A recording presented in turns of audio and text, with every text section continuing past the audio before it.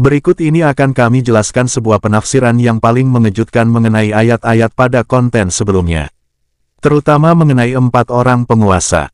Para ahli Injil dan Taurat telah menafsirkan keempat penguasa yang dimaksud. Pertama adalah Nebukadnezar yang berkuasa di Babilonia. Dia mengenakan simbol berupa emas di kepala. Kedua adalah Raja Persia, yang mengenakan simbol berupa baju perang, yang terbuat dari perak pada dada dan lengannya. Ketiga adalah penguasa Makedonia yang berhasil menguasai Persia, yaitu Alexander Agung, dengan simbol tembaga pada perut dan kedua pahanya.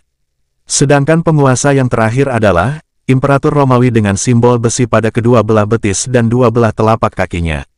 Di mana yang satu terbuat dari besi, sedangkan yang lainnya terbuat dari tanah liat.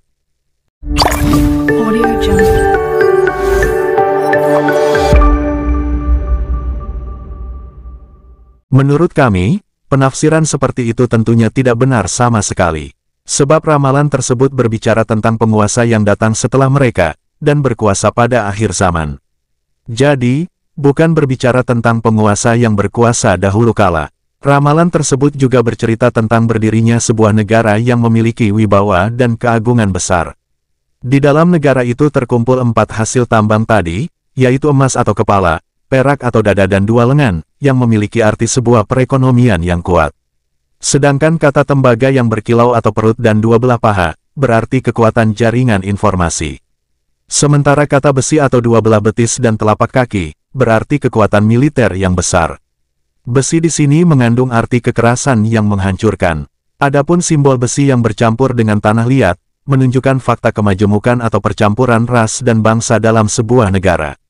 Sifat-sifat yang disebutkan itu, diakui atau tidak, secara faktual mengacu pada karakteristik yang dimiliki oleh negara Amerika Serikat pada saat ini. Ekonomi negara itu adalah yang paling kuat dan monopolistik di dunia. Hal ini sama dengan perumpamaan yang dikatakan di atas, kepala yang terbuat dari emas, dada, dan dua lengan yang terbuat dari perak. Demikian kuatnya perekonomian Amerika Serikat, hingga negara-negara Eropa pun bergabung untuk menciptakan mata uang euro.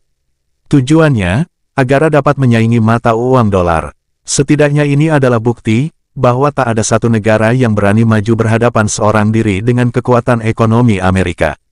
Kecuali mereka bersatu padu dan menggabungkan kekuatan mereka.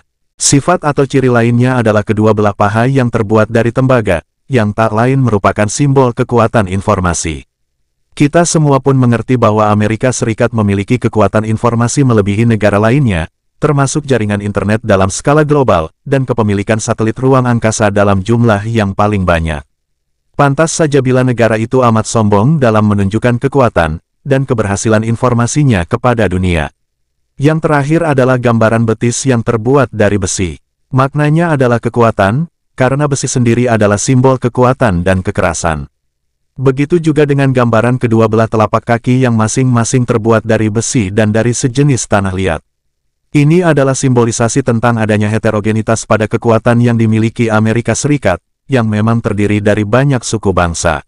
Baik itu suku asli wilayah tersebut, Indian, maupun imigran Eropa serta kulit hitam yang awal mulanya adalah para budak yang dibawa masuk dari benua Afrika.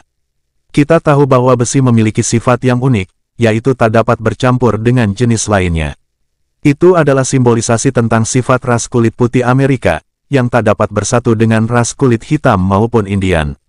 Jarang sekali ditemukan adanya perkawinan di antara mereka. Hal ini pun menunjukkan adanya tingkat strata sosial pada masyarakat di sana.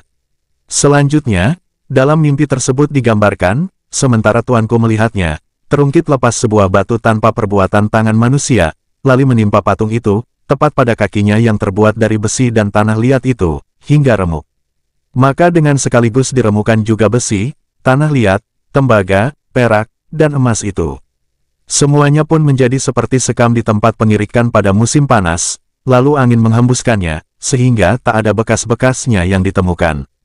Tetapi batu yang menimpa patung itu menjadi gunung besar yang memenuhi seluruh bumi. Pertanyaannya, apa makna dari simbol sebuah batu dalam mimpi itu? Yaitu simbol batu yang terpecah, dan berasal bukan dari tangan manusia. Apa maksud dari bongkahan batu yang terpecah dan berasal bukan dari kedua belah tangan manusia, sebagaimana tergambar dalam mimpi itu? Itulah asteroid yang akan jatuh di bumi pada tahun 2019. Maksud dari perkataan bukan dari perbuatan tangan manusia, bahwa kedatangan benda itu berasal dari Allah Subhanahu wa Ta'ala. Karena patung tersebut adalah perumpamaan setan, maka makhluk itu pun berusaha menguasai manusia di seluruh penjuru bumi. Tanah Babilonia atau Irak saat ini akan menjadi tempat kehancuran setan itu setelah ia memasukinya. Lalu dikatakan bahwa akan terdapat sebuah kekuasaan dari langit yang tak akan tertandingi, yang akan menghancurkan seluruh kekuasaan zalim dan congkak di muka bumi. Itulah masa akhir zaman hingga hari kiamat menjelang. Sobatku yang budiman bisa mencoba mengaitkan penggambaran tentang kondisi patung dalam mimpi tersebut dengan fakta, dan kondisi yang saat ini dihadapi oleh Amerika Serikat. Mengenai emas yang berubah menjadi perak, menjadi tembaga, besi, hingga akhirnya menjadi besi yang bercampur dengan keramik, tak lain adalah penggambaran kondisi yang saat ini sedang dialami Amerika Serikat. Setelah memasuki Irak, kekuatan, pengaruh, serta daya tahan Amerika terus menurun dan terkikis. Kemerosotan itu terus menggerogoti dari sisi ekonomi, media informasi, hingga militernya. Simpati masyarakat dunia pun perlahan-lahan mendekati titik nadir. Apa yang digambarkan dalam mimpi tersebut, secara faktual saat ini memang sedang dialami oleh Amerika Serikat. Cobalah sobat yang budiman memperhatikan penggambaran dalam mimpi itu. Ketika batu kecil datang dan jatuh menimpa patung tersebut, kemudian ternyata patung itu hancur dalam waktu cepat, ini membuktikan betapa patung tersebut sebenarnya amat lemah dan rentan untuk hancur dalam waktu singkat. Hal itu juga menggambarkan degradasi moral masyarakat yang dari hari ke hari terus menukik. Hari ini mereka melegalkan perkawinan antar sesama jenis. Apa yang telah mereka perbuat itu sungguh telah menghancurkan makna perkawinan yang dijunjung tinggi oleh bangsa lain di dunia. Seolah-olah mereka telah menyeret habitat perkawinan ke hutan belantara, tempat hidupnya binatang buas dan menjauhkannya dari nilai-nilai manusia yang beradab. Inilah, bagi kami permulaan Amerika menuju kehancuran. Kelahiran Nabi Sallallahu Alaihi Wasallam dalam ramalan Yahudi. Sesungguhnya, kaum Yahudi mengetahui tentang kebenaran fakta, sebagaimana digambarkan dalam ayat di atas. Namun mereka menyembunyikannya, bahkan semakin membangun kezaliman dan kecongkakan itu pada setiap zaman. Pengetahuan Yahudi itu tak ada bedanya dengan dahulu, ketika mereka mengetahui dan mengimani kedatangan penutup para nabi, yaitu Muhammad bin Abdillah Sallallahu Alaihi Wasallam. Mereka berbondong-bondong hijrah menuju Jazirah Arabia untuk menunggu kedatangan Nabi terakhir. Mereka pun tahu waktu dan tibanya kelahiran Nabi, sebagian mereka mendiami kota Mekah dan berdagang di sana. Dan ketika tiba malam dilahirkannya Rasulullah Sallallahu Alaihi Wasallam, mereka mendatangi kaum Arab Quraisy dan berkata, "Wahai Quraisy, apakah ada bayi dari kalian yang lahir pada malam ini?" Kaum Quraisy menjawab, "Demi Tuhan, kami tidak tahu." Yahudi berkata, "Allah Maha Besar. Jika kalian memang tidak mengetahuinya, tidak menjadi soal. Tapi, tolong perhatikanlah dan jagalah dengan baik-baik apa yang kami katakan kepada kalian ini. Telah lahir pada malam ini, Nabi terakhir untuk umat manusia yang di antara pundaknya ada sebuah tanda kenabian." Orang-orang Quraisy kemudian terperanjat heran mendengar perkataan orang-orang Yahudi tersebut. Ketika pulang ke rumah, mereka pun memberi kabar kepada sanak keluarga serta handai taulan. Lalu mereka mendapat kabar bahwa telah lahir putra dari Abdullah bin Abdul Muthalib, yang diberi nama Muhammad.